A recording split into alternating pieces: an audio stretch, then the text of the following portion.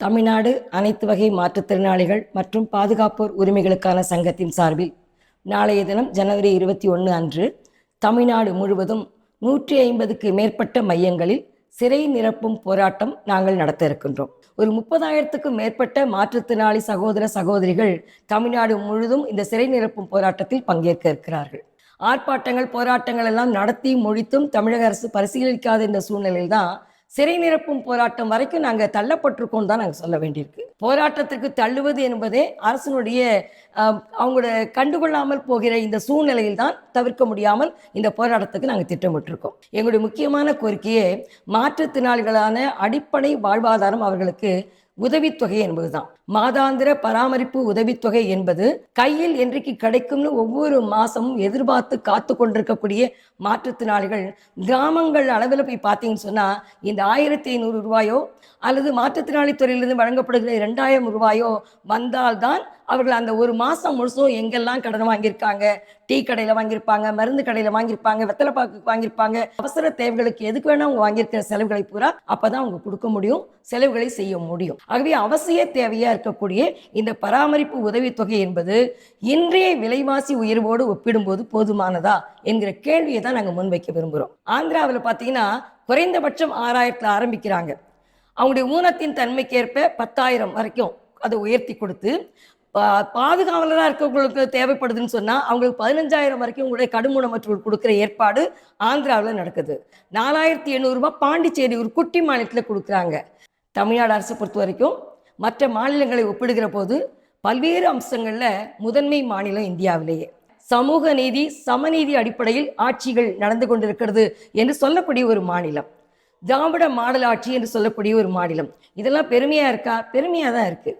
ஆனால் மாற்றுத்திறனாளியாக இருக்கக்கூடிய எங்களுக்கு இந்த பராமரிப்பு உதவித்தொகையை உயர்த்தி கொடுப்பதற்கு காசு இல்லைன்னு சொல்லியோ இல்லை கஜானாவில் காசு இல்லைன்னோ மத்திய அரசு கொடுக்கவில்லை என்ற காரணத்தை சொல்லியோ நீ கிராமத்தில் இருக்கவங்ககிட்ட போய் நீ டீ குடிக்காத, இந்த 1,000-2,000க்கு மேலே என்னால் கொடுக்க முடியாது, நீ ஒருவேளை வைத்து இருக்க கட்டிக்கன்னு சொன்னால் நியாயமாக இருக்குமா? நீங்கள் சொல்லக்கூடிய காரணங்கள் கிராமத்தில் இருக்கக்கூடிய மாற்றுத்திறனாளிகளுக்கு எட்டுமா? புரிந்து கொள்ள முடியுமா?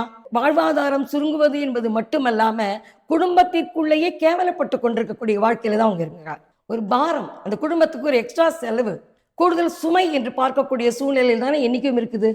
நான் என்னுடைய தேவைகளை பூர்த்தி செய்து கொள்ள முடியும் என்கிற நம்பிக்கை கிடைச்சா மட்டும்தான் மாற்றுத்திறனாளிகள் கௌரவமா அந்த வீட்டுக்குள்ள வாழ்வது கூட முடியும். அதனாலதான் நாங்கள் என்ன கேட்க விரும்புகிறோம்னு சொன்னா, மாற்றுத்திறனாளிகள் உதவித்தொகையை உயர்த்துவது என்பது ஆந்திர மாநிலத்தை போல் 6,000 10,000 வரைக்கான உதவித்தொகை உயர்த்த வேண்டும் என்கிறது முதல் கோரிக்கையா வச்சிருக்கிறோம். அந்த உதவித்தொகையை கேட்டு விண்ணப்பிச்சா எவ்வளவு காலத்துக்குள்ள இந்த விண்ணப்பங்கள் ஏற்கப்படும்? அதுக்கான கால வரையறையே இல்லை. முன்னாடி ஒரு கால வரையறை என்பது இருந்தது. ஆனா இப்போ கால வரையறை இல்லாமல் ஆண்டு கணக்கில் இப்போ காத்து கிடக்கிற நிலைமை என்பது இருக்குது. மாற்றுத்திறனாளி துறையில என்னன்னா, முன்னாடிலாம் எப்போ நம்ம விண்ணப்பத்தை ஏற்றுக்கொள்ளப்பட்டது உங்களுக்கு வழங்கப்படும், நீங்க தகுதியானவர்னு அறிவிக்கிறாங்களோ அதுலேருந்து 2 மாசம் 3 மாசம் 6 மாசம் கழிச்சு உங்களுக்கு உதவித்தொகை கொடுத்தாலும் கூட இந்த கடந்த 6 மாசத்துக்கு சேர்த்து மொத்தமாக கொடுத்த ஏற்பாடுலாம் இருந்தது. ஆனா இப்போ எல்லாமே க்ளோஸ் பண்ணிட்டாங்க. புதிய விண்ணப்பத்தை ஏற்றுக்கொள்வதிலும் அதிகமான காலதாமதம், ஏற்கனவே வராத நாட்களுக்காக சேர்த்து கொடுக்குற ஏற்பாடுகளும் இன்னைக்கு இல்லைங்கிற போது அந்த மாற்றுத்திறனாளிகள் அவங்களுடைய நம்பிக்கையை பூரா இன்னைக்கு வீணடிக்கிற ஏற்பாடுகள் தான் பண்ணிட்டு இருக்கிறாங்க.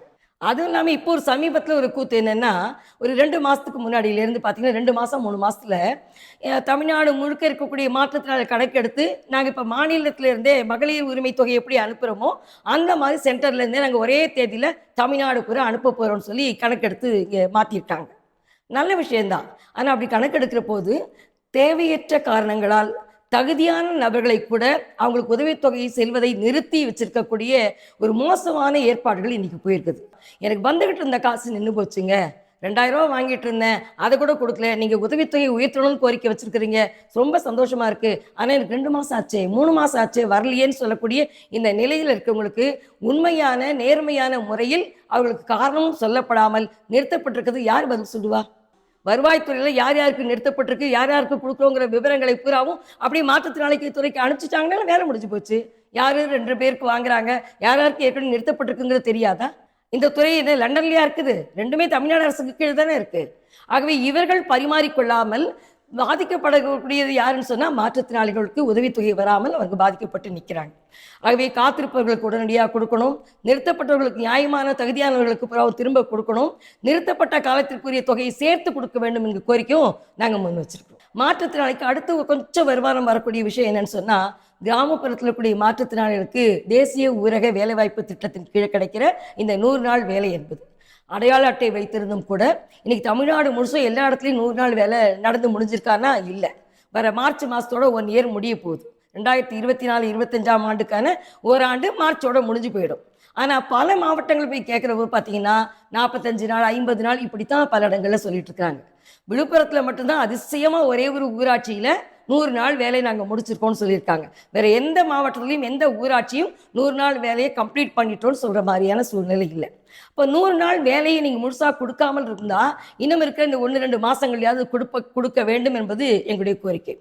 கொடுத்தது மட்டும் இல்லை, சட்டத்துக்கு விரோதமாக 4 மணி நேர வேலை மாற்றுத்திறனாளிகளுக்கு 50% ஆஃப் ஒர்க் அப்படின்னு சொல்லியிருக்கிறதுல இந்த சட்டத்தை மீறி 8 மணி நேரம் வேலை தளத்தில் உட்கார வைப்பது அல்லது வேலை செய்ய சொல்லி கட்டாயப்படுத்துவது என்பது சட்டத்துக்கு விரோதமானது. நீங்கள் பரிதாபப்பட்டு இல்லை, சட்டம் சொல்லியிருக்கிற விஷயம் தான் நாங்கள் சொல்கிறோம். ஆகவே 4 மணி நேர வேலை என்பதை இங்கே தமிழ்நாடு அரசினுடைய ஊரக துறையினுடைய சார்பில் ஒரு சர்க்குலர் போய் அந்த சர்க்குலர் அடிப்படையில் பல இடங்களில் மாவட்டங்களில் ஊராட்சிகளில் 8 மணி நேரம் சட்டவிரோதமாக உட்கார வைக்கப்படுவதை நிறுத்த வேண்டும். 4 மணி நேர வேலை என்பதை உறுதிப்படுத்தணும். ஒரு சமூக நீதி பேசக்கூடிய ஒரு திராவிட மாடல் அரசை நாங்கள் கேட்க விரும்புகிறோம். இன்னைக்கு கிராமப்புறத்தில் வேலை செய்யக்கூடிய இந்த 100 நாள் வேலையில் இருக்கக்கூடிய தொழிலாளிகளுக்கு மாசக்கணக்கில் 2 மாதம் 3 மாதம் கூலி பாக்கி வைத்திருப்பது என்ன நியாயம்? அவருடைய வயிற்றில் அடிப்பது எப்படி நியாயமாக இருக்க முடியும்? பொதுவாக மாற்றுத்திறனாளிகள் சுலபமாக வெளியிலே வரவே மாட்டாங்க. அவர்கள் வருவது என்பது அவ்வளோ சிரமமான காரியம். அப்படிப்பட்ட மாற்றுத்திறனாளிகளுக்கு எவ்வளோ பெரிய சிக்கலான வாழ்க்கையில் அவங்க இருக்கிறாங்கங்கிற நிலைமையை வெளிப்படுத்துவதற்கு தான் 30,000க்கும் மேற்பட்ட மாற்றுத்திறனாளிகள் நாளைக்கு சிறை நிரப்பும் போராட்டத்துக்கு வர்றாங்க.